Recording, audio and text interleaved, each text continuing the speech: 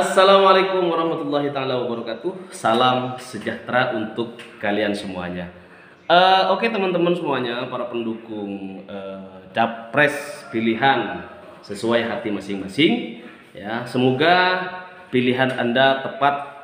Semoga pilihan Anda mampu memberikan gagasan yang bisa membawa negara ini menjadi negara yang lebih baik, tentunya negara yang berkeadilan bagi seluruh rakyat Indonesia, bukan negara yang kemudian digunakan sebagai sebuah kendaraan yang posisinya itu di bawah partai politik. Tetapi negara yang kemudian dipimpin oleh sosok yang bisa mengendalikan semuanya, bisa menstabilkan segala persoalan yang ada di Indonesia.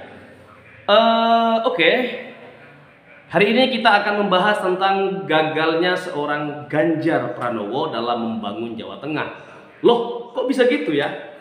Oke, kita bahas tuntas selaku pakar calon mantan. Nah, mumpung sadar bakal jadi mantan, monggo cawe-cawe biar makin tampak kepribadiannya sebagai petugas partai sampai akhir masa jabatan kenegaraan. Asyik.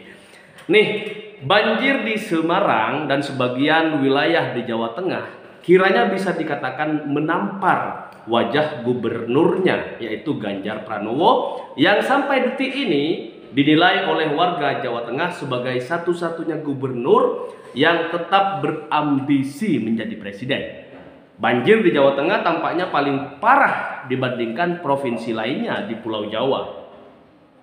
Pengamat komunikasi politik Universitas Esa Unggul, Bapak Jamiluddin Ritonga, mengatakan bahwa banjir yang terjadi di Kota Semarang mengindikasikan pembangunan di Jawa Tengah telah abai terhadap perbaikan lingkungan. Nah, masyarakat juga udah pada tahu karena masyarakat yang merasakan di sana betapa nggak enak jadi warga Jawa Tengah sejak 10 tahun terakhir. Nah, pengabaian lingkungan kemudian mengakibatkan sebagian wilayah di Jawa Tengah rentan banjir. Realitas itulah yang terlihat di akhir tahun 2022 hingga awal tahun 2023. Nah, keadaan tersebut menjadi bukti bahwa Ganjar tidak memiliki kemampuan untuk mengatasi banjir di Jawa Tengah, sehingga masyarakat harus menderita akibat dampak yang ditimbulkan oleh banjir di sana-sini. Atas realitas banjir yang terjadi, Jamiluddin menilai Ganjar bukanlah sosok perencana pembangunan yang baik. Kacau, Bahkan ia menilai bahwa Ganjar bukan pemimpin yang mampu membawa Jawa Tengah ke arah yang lebih baik. Asik. Padahal Ganjar sudah 2 periode loh menjabat gubernur Jawa Tengah. 2 periode, ingat itu. Tapi hasilnya nihil gitu kan. Nah, ketidakmampuan Ganjar kiranya berimplikasi pada ambisinya menjadi capres. Masyarakat akhirnya mengetahui sosok Ganjar di realitas media sosial dan di realitas sesungguhnya di tengah-tengah masyarakat.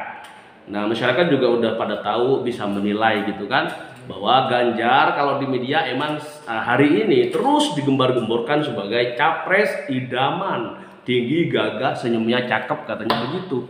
Nah, masyarakat nggak butuh senyum kalian, Masyarakat kita ini membutuhkan pemimpin yang bisa memberikan jaminan keadilan bagi seluruh rakyat Indonesia. Nah, kita bicara santai saja dulu. Nah, kita coba begini. Kemarin Anies Rashid Baswedan ini tentu sudah membaca pemberitaan yang ramai di media sosial. Juga cebong-cebong cebong-cebong petugas partai juga sudah ngelihat betul bahwa sedang ada pengkondisian pemberitaan yang menggiring AHY Agus Harimurti Yudhoyono menjadi atau diinginkan oleh PDI Perjuangan untuk menjadi cawapresnya Ganjar Pranowo. Nih, ini kalau orang nggak ngaca partai juga harus ngaca, meskipun partai udah besar banget gitu kan, tapi harus hati-hati. Kalau mau bermain politik yang agak cantik dikit lah gitu kan. Ini kan kelihatan banget. Pertama nih, kalau PDI ingin mengalihkan isu atau ingin merebut posisi AHY gitu yang hari ini sedang fansnya luar biasa dan diinginkan agar bisa menjadi calon wakil presiden dari Anies Rashid Baswedan. Nah, kemudian PDIP ini mengambil start duluan, ingin mengacaukan kondisi politik yang hari ini Demokrat ini diserang dari berbagai macam arah ya, mulai dari arah politik, mulai dari arah segala macam. Dan itu orang-orang udah pada tahu gitu kan, bahwa ini ujian untuk mematangkan sosok AHY menjadi pemimpin yang bertaraf nasional, bahkan mungkin akan menjadi pelajaran penting untuk dirinya kelak menjadi pemimpin yang internasional. Nah, saya nggak mengada-ngada, tetapi sosok AHY yang kemudian kemarin memutuskan untuk tidak menerima tawaran menggiurkan PDIP untuk menjadi wakilnya Ganjar Pranowo itu sudah sangat tepat. Ya. Jadi kalau kemudian Ganjar ini sekali lagi PDIP ini kalau nggak ngerusak ini tetap kalah, kalau nggak ngerusak ini tetap Ganjar di bawah, kalau nggak, pokoknya banyak banget kekhawatiran dan kepanikan yang dialami oleh partai pengusung Ganjar Pranowo. Pertama, PDIP ini selaku partai yang selalu menggembar-gemborkan Ganjar sebagai petugas partai. Nah, ini juga dikhawatirkan oleh partai koalisi. Jangan-jangan Ganjar ini hanya jadi petugasnya PDIP.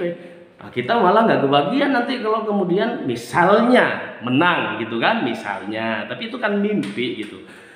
Nah, kalau kemudian Ganjar ini kita balik nih, jadikan calon wakil presidennya Anies, layak nggak jadi calon wakil presidennya Anies saja? Masyarakat rasanya menilai Ganjar ini tidak layak. Kenapa? Pertama, tetap moralitas seorang tokoh itu harus dinomorsatukan. Kalau udah nggak punya moral, bagaimana Anda memimpin bangsa ini dengan baik gitu kan? Moral Anda yang harus dipertanggungjawabkan pertama kepada Allah Subhanahu wa taala, kepada Tuhan yang Maha Esa. Kalau moral Anda kepada Tuhan yang Maha Esa udah baik nih, maka kepada masyarakat moral Anda juga akan baik. Tentu tidak mengajarkan masyarakat Indonesia untuk nonton film-film yang bokepers gitulah yang kemarin viral hingga hari ini sudah melekat banget gitu. Nah, masyarakat udah hari ini udah cerdas, nggak usah kalian ngomong Mas Anies itu imigran apaan, wong lahir di Indonesia gitu kan, bertumpah tanah Indonesia, dididik oleh pendidikan di Indonesia, ya dibesarkan ya oleh Indonesia, imigran gimana gitu kan. Nah, ini kelakuan kalian gitu, cebong gitu kan, cebong yang nggak mau tobat gitu, udah tahu calonnya itu moralitasnya rendah di mata masyarakat gitu kan. Kalian masih aja memuja-memuji gitu kan. Kemudian tanpa alasan yang jelas kalian justru malah merusak citranya Bapak Anies Rashid Baswedan. Framingnya dibikin luar biasa ya. Framing tentang Anies jelek, Anies buruk, Anies gagal, Anies segala macam kalian selalu bikin. Nah, boleh dong kita dari kubu Anies ini juga memberikan bukti-bukti ya, bukti-bukti nyata bahwa Anies Rashid Baswedan ini tidak banyak ngomong sebenarnya ya, tapi banyakkan bukti gitu. Kalau calon di sebelah ya sebenarnya cebong nih udah sadar, cuman malu aja mau pindah gitu kan, mau segera cabut dari dukungan ya, dari dukungan terhadap Ganjar ini. Malu gitu mungkin.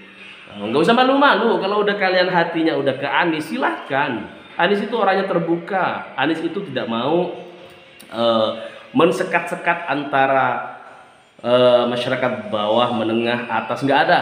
Anies itu dirangkul semuanya. Kenapa? Karena asasnya adalah keadilan sosial bagi seluruh rakyat Indonesia. Mari kita jemput perubahan. Mari kita berpikir sedemikian rupa untuk kemudian mengembalikan Indonesia ini menjadi negara yang digdaya, jaya, sejahtera, aman, sentosa. Wassalamualaikum warahmatullahi wabarakatuh.